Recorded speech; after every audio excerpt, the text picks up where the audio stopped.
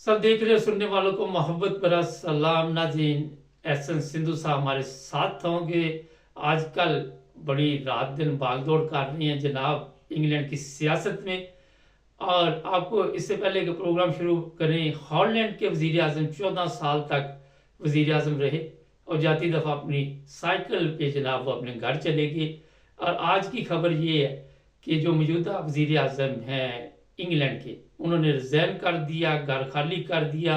Labour ने उनको जनाब ऐसा सबक दिया कि बताया जा रहा है कि तकरीबन 200 साल में ये इस तरह का सबक पहले नहीं मिला, इतनी सीटें लेबर ने ली। सर क्या सूरत हाल है, जरा बताइए। जी बहुत शुक्रिया जियो साहब आपका।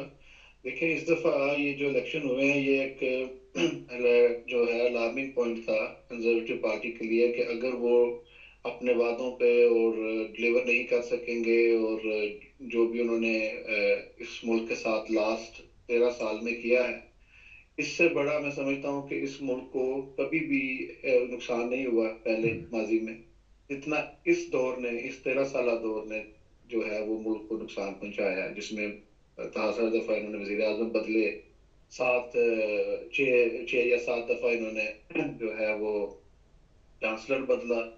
इसके अलावा इसी वजह से आज ये जो कल एक इलेक्शन का रिजल्ट आया है, ये हमें तो जो अब जब हम डोर नॉकिंग करते थे हमें उस वक्त भी अंदाजा था कि ये एक जो है वो एक टर्निंग पॉइंट जरूर आएगा। मगर हमें ये खुद भी नहीं पता था कि इतनी मेजोरिटी में हम सीटें ले जाएंगे, क्योंकि हमारी एक्सपेक्टेशन ये थी कि शायद हम इस पोजीशन में जाएंगे कि गवर्नमेंट जो सी है वो फॉर्म हो सके बहुत लिमिटेड सीट्स के साथ, क्योंकि उसकी वजह ये थी कि गाजा का इशू बहुत बड़ा था, जिसकी वजह से बेतहाशा इंडिपेंडेंट थे कैंडिडेट खड़े हुए थे, और ये एक चैलेंजेस पॉइंट था। फिर रिफॉर्म यूके जो है वो उसका इंटर होना नाइजल फराज का, उससे ये फायदा हुआ है नाइजल फराज के आने से कि जो नाइजल फराज को नापसंद करते थे लोग ब्रेक्सिट के बाद, वो फिर लेबर की तरफ कन्वर्ट हो गए। तो ये बहुत एक बड़ा जो है वो एक टर्निंग पॉइंट रात की सियासत, रात को जो आया है हम खुद सरप्राइज है, मगर इसको हमें फॉर ग्रांटेड नहीं लेना चाहिए, इसलिए कि आइंदा आने वाले इलेक्शन में लेबर को ज्यादा अब मेहनत करनी पड़ेगी, अपने जो वादे हैं, प्रोमिसेस हैं, उन्हें डिलीवर करना पड़ेगा। अगर वो डिलीवर नहीं करेंगे तो ये इस मुल्क में तारीख है कि अगर इतना बुरा कंजर्वेटिव पार्टी के साथ हो सकता है तो वो आइंदा आने वाली किसी पार्टी के साथ भी हो सकता है। और दूसरी चीज ये है कि जो आप अगर रात के रिजल्ट देखें तो बड़े बड़े जो 12 जो है वो सेक्रेटरी जो मिनिस्टर्स थे वो दोबारा नहीं जीत सके। तो ये एक अलार्मिंग पॉइंट है। लिज ट्रस अपनी सीट हार चुकी। और दूसरा ये है कि एक और जो कंसर्न करता है चीज, वो रिफॉर्म यूके का हर जगह पे दूसरी या तीसरी पोजीशन पे आना, इट इज अलार्मिंग पॉइंट कि जी अगर जो है ये जो डिलीवर नहीं करते तो रेसिज्म जो है ना वो प्रमोट होगी, और फिर ये मुल्क एक बहुत बड़ी केओस में जाएगा। और मैं समझता हूँ कि हर शख्स को अपना किरदार अदा करना चाहिए, अपने इश्यूज पे आवाज उठानी चाहिए और अपने लोकल एमपीज के साथ इन कांटेक्ट रहना चाहिए और अपने इश्यूज को रिजोल्व करना चाहिए।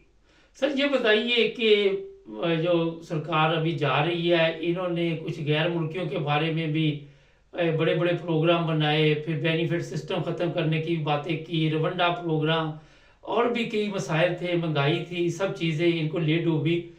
तो आने वाली सरकार कुछ इसमें तब्दीली करेगी या आप क्या समझते हैं? देखें, पहले ही हमारा मैनिफेस्टो में ये था कि रवांडा प्लान जो सा है वो आगे नहीं चलेगा। ये एक रवांडा प्लान ऐसा प्लान था कि अब देखें ना, प्लान बनाने वाले भी वो थे जो खुद दूसरे मुल्क से माइग्रेट होकर यहाँ आए थे। तो अब अगर और दूसरों को आप कहें कि जी आप हमें इधर प्रोटेक्शन दो और आपको हम आगे देते हैं किसी और मुल्क में प्रोटेक्शन, जिसकी मुल्क की अपनी प्रोटेक्शन ना हो। और दूसरी ये है कि जितना पैसा इन्होंने जाया किया, देखें इन्होंने हर डिपार्टमेंट को जो सा है वो तबाह किया।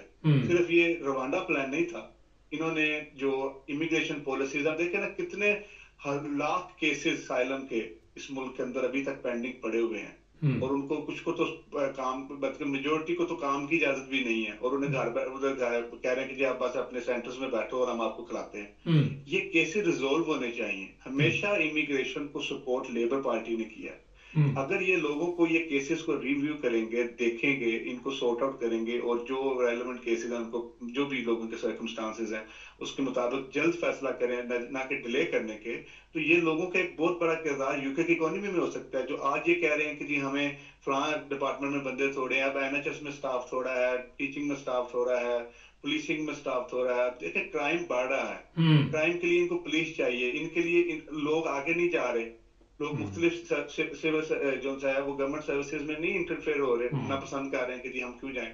और दूसरा ये है, ये चीजों में इनको चाहिए कि साइलम सीकर जो हैं उनके केसेस को जल्द से जल्द रिव्यू करें, ताकि ये लोग अपना यूके की इकोनॉमी में किरदार अदा करें। हमें और टीचर्स चाहिए स्कूल में, हमें और नर्सेस चाहिए, हमें और डॉक्टर्स चाहिए। 7.5 मिलियन एनएचएस की जो है वो वेटिंग लिस्ट में, तारीख में पहले कभी ऐसे नहीं हुआ। आपने घुटने का भी ऑपरेशन करवाना है, appendix which is a very serious issue, उसके लिए आपको कितना टाइम, जब तक वो फट नहीं जाती इनको कोई रिव्यू नहीं करता। हार्ट पेशेंट्स बेचारे बैठे हुए हैं, उनका हार्ट सर्जरी, ये एक बहुत बड़ा कैंसर जो है वो, जो लोग जो मुख्तलिफ बीमारियों में जो लोग, उनको कितने कितने सालों से अपॉइंटमेंट नहीं मिल रही, महीनों से अपॉइंटमेंट नहीं मिल रही, बेचारे फोत हो जाते हैं और उसके बाद उन्हें अपॉइंटमेंट आ रही होती है। सिंधु साहब, आप ये बताइए, लास्ट वीक आपसे मेरी मुलाकात हुई थी एक प्रोग्राम में, आपने पहले ही बता दिया था कि लेबर सब कुछ लपेट के ले जाएगी, आपको कैसे पता चला था? देखिए ग्राउंड रियलिटी भी एक चीज है। मैंने सिर्फ मॉडर्न में या एक जगह पे जो है वो हमने कंपेन नहीं की थी।